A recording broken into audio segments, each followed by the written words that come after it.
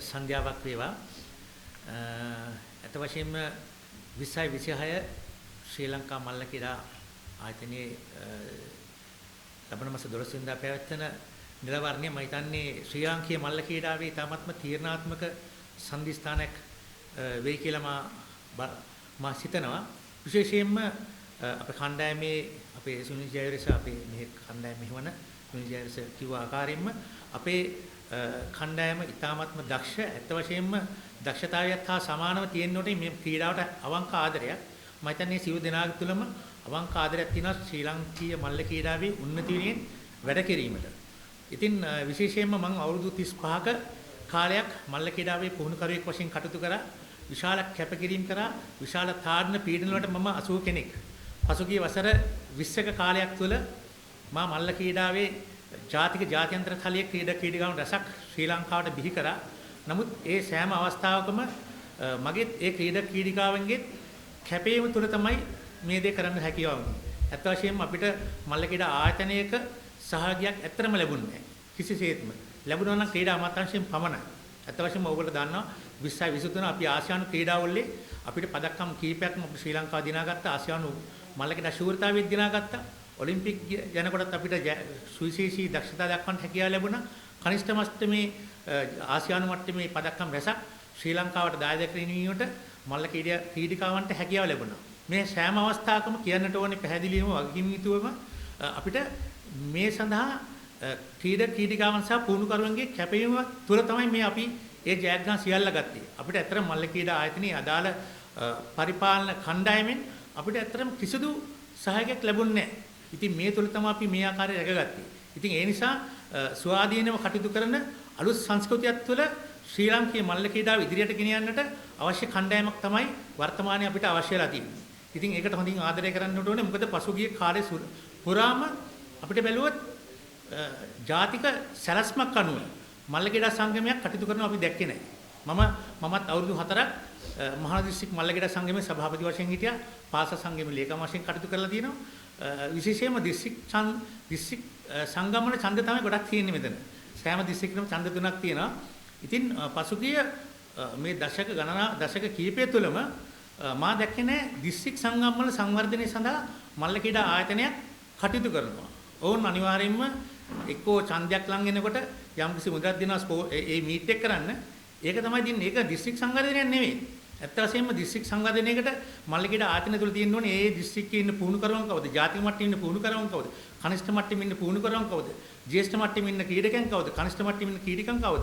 ඒ සංඛ්‍යාලේඛන ඒ තොරතුරු තියෙන්න ඕනේ මල්ල ක්‍රීඩා ආයතනයක. නමුත් අද අපි දැක්කේ නැහැ පසුගිය දශක දෙක තුළම එවැනි ආකාරයේ තොරතුරක් මල්ල ක්‍රීඩා ආයතනයක තියෙනවා. නමුත් අපේ තියෙන මේ ජාතික සැලැස්ම තුළ අනිවාර්යයෙන්ම මේ සියලු තොරතුරු අරගෙන මොකද මොණරාගල බැලුවොත් මහනුවර බැලුවොත් කොළඹ බැලුවොත් මේ තුනක් තියෙන්නේ. ඒකට මේ තුනේ සියලු ඒ දක්ෂතා පුහුණුකරුවන්ගේ ක්‍රීඩිකාවන්ගේ ඒ තොරතුරු අල්ල අපිට සැලැස්ම තුනක් හදන්න වෙනවා දිස්ත්‍රික්ක තුනට. ඒ වගේ අපිට හැම දිස්ත්‍රික්කයකම ඒ සැලැස්මක් හදලා තමයි මේ මල්ල ක්‍රීඩා දිනු කරන්න වෙන්නේ. ඒකම කියන්නට ඕනේ අපිට ඇත්ත වශයෙන් බැලුවොත් පසුගිය කාලක වකවානුව තුලම පුහුණුකරුවන් බැලුවොත් කීප දෙනෙක් තමයි ඒ මල්ල ක්‍රීඩා ආයතනයේ සහභාගී ලැබුණේ. ක්‍රීඩකයන් බැලුවොත් ඒත් එහෙමයි. ඇත්ත වශයෙන් දැන් මම කියනවා තරුෂ කරුණාරත්න ඒෂියන් ගේම්ස් දිනුවා ඒෂියන් චැම්පියන්ෂිප් දිනුවා කවදාවත් සංගමෙන් අහලා නැහැ. එන්න ගිලිවෙලා ඕගලන්ට මොනවද ඕනේ? මොකද්ද අපෙන් වෙන්න ඕනේ? එහෙම අහලා නැහැ.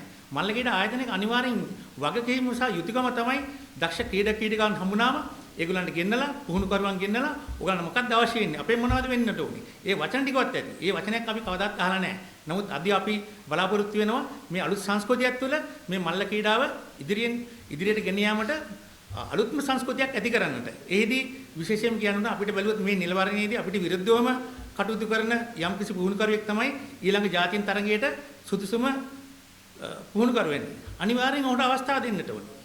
මොකද අපිට විරුද්ධ වැඩ කරා කියලා අපි ඒකින් රට වෙනින් බලන්න ඕනේ. ඒකට ඒ සංස්කෘතියක් තමයි අපි ඇති කරන්නේ. මොකද මේ සංස්කෘතියක් ඇති කරන්නත් අපිට බෑ මල්ල ක්‍රීඩාව දිනු කරන්නට. එතකොට අපිට කාටත් ක්‍රීඩකයෙකුට පුහුණුකරුවෙකුට පිටිපස්සෙන් යන්න ඕනේ නැහැ නිලධාරීන්ගේ සංගමයක.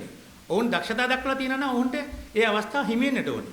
අත් වශයෙන් දැන් ඉන්දියාව, අතෝ සිංගප්පූරුව ඇතුළු ජපාන් මේ සෑම රටකම 20යි 26ට මේ වෙනකොට තියෙන සියලුම ජාතියන් තරඟ වලට පරිසත මට්ටම් මේ වෙනකොට නිකුත් කරලා තියෙන්නේ. ප්‍රසිද්ධ කරලා තියෙන්නේ. එතකොට පුහුණුකරුවන් දන්නවා, ක්‍රීඩකයන් දන්නවා අපි මොකද්ද අපි යන්න ඕනේ ඉලක්ක අපි කොහොමද පුහුණු කරන්න ඕනේ කියලා. අමුත් පසුගිය දශක දෙක තුළ මම නම් දැක්කේ නෑ කවදාවත් අපිට එහෙම පරිසාද මට්ටම් දෙනවා. සිලෙක්ට් කරාට පස්සේ තමයි දන්නේ මෙන්න මේ පරිසාද මට්ටම තියෙන්නේ කියලා. ඉතින් එහෙම බෑ. එතකොට එහෙම කොහොමද අපි ට්‍රේනින් කරන්නේ? එහෙම කොහොමද ළමයි පුහුණු වෙන්නේ? එහෙනම් අපේ මේ සංගමය තුලින් සෑම වර්ෂයකම නොවැම්බර් මාසයේ ඊළඟ අවුරුද්දට තියෙන සියලුම ජාතියන් තරගවල පරිසර මට්ටම ප්‍රසිද්ධ කිරීමට බලාපොරොත්තු වෙනවා. එතකොට පුහුණු කරවන් බැලුවොත් අපිට හිතවත් අභිද්‍යම් කරන්නේ මම තනතුරු ඉල්ලන්නෙත් නෑ. මෙතන ගොඩක් කට්ටිය තනතුරු ඉල්ලන්නේ අපි මල්ල කීඩාවේ උන්නතියෙන් තමයි කටයුතු කරන්නේ. එතකොට කිසි කෙනෙක් පෞද්ගලික ලාභ ප්‍රයෝජන ගන්න නෙවෙයි අපි වැඩ කරන්නේ. එතකොට පුහුණුකරුවෙක් බැලුවොත් පුහුණුකරුවන්ගේ තෝරා ගැනීමේ ක්‍රමවේදයක් ප්‍රසිද්ධ කරනවා. ඒ දිනුන තමයි පුහුණුකරුවන් තෝරගන්නේ. එතකොට මේ ප්‍රශ්න කොහෙවත් නැහැ. ඉතින් ඒක තමයි අපි ජයරසියගේ ප්‍රධානත්වයෙන් මේ සියලු දෙනාම එකතු වෙලා කරන්න ඉන්නේ. මම හිතන්නේ ඔබ සියලු දෙනාගේම සහායය ලැබෙයි කියලා හිතනවා. මම හිතන්නේ අපි මේ සංස්කෘතිය අනුව ලංකාවේ මල්ල ක්‍රීඩාව ඉදිරියට ගෙනිච්චොත් අපිට හැකියාව ලැබෙනවා. ඊටාත්ම ශක්තිමත් ඉදිරියේදී පදක්කම් ලබන ක්‍රීඩකිනව රසක් බිහි කරන්නට. ඒකම කියන්න අපේ පාසල් මල්ල ක්‍රීඩා සංගම ඊටාත්ම ශක්තිමත් සංගමයක්. මොකද ජාතික මට්ටමේ ජාත්‍යන්තර තලයේ පුහුණුකරුවන් රසක් ඒ තුල සිටිනවා. නමුත් කවදාවත් ඔවුන්ගේ සහභාගියක් කිසි දවසක අරන්නේ මල්ල කීඩාව දිනු කරන්නට. එතකොට අපි මෙහිදී අපේ ජයරස ඇතුළු මේ කණ්ඩායම තියෙන්නේ කනිෂ්ඨ මට්ටම දිනු කරන්න නැතුව අපිට බෑ ජ්‍යෙෂ්ඨ මට්ටම දිනු කරන්න. එහෙනම් කනිෂ්ඨ මට්ටම දිනු කරන්න පාසල් මල්ල කීඩා සංගමයේ මේ ප්‍රවීණ පුහුණුකරුවන්ගේ සහභාගිය රැගෙන ඒ කනිෂ්ඨ මට්ටම ශක්තිමත් කළ ඉදිරියේදී ඊට පස්සේ ඉතින් ලංකාවේ ඉන්න ප්‍රවීණයන් ගෙනලිවලා ඒ ජාතික තලයේ ඒ ශක්තිමත් කිරීමට තමයි කටයුතු කරන්න බලාපොරොත්තු වෙන්නේ. ඉතින් මම හිතන්නේ මේ තුලින් මේ තීරණාත්මක අවස්ථාවේදී මම හිතනවා රටේ මල්ල ක්‍රීඩාවේ විශේෂයෙන්ම වාසනාවක් තිබුණොත් අනිවාර්යයෙන් මේ කණ්ඩායමටපත් වෙන්න ලැබෙයි. ඉතින් එහෙම නම් අපිට බලාපොරොත්තු වෙන්න පුළුවන් ඉදිරියේදී අපේ රටේ ඊ타ත්ම සුවිශේෂී නැවතත් ඒ කියන්නේ ටර්නින් පොයින්ට් එකක්. අපි ජයවර්ෂය තමයි ටර්නින් පොයින්ට් එක හැදුවේ මල්ල ක්‍රීඩාවේ තුළු මුළු ක්‍රීඩා සියල්ලෙම අධ්‍යක්ෂ ජෙනරාල් ඉනෝට ක්‍රීඩාවේ නැවතත් ඊළඟ ස්ටෙප් එක තමයි මම හිතන්නේ මේ අලුත් තීරණාත්මක සම්දිස්ථානයක් බාටපත් වෙයි මේවර නිලධාරණේ. බොහොම ස්තුතියි.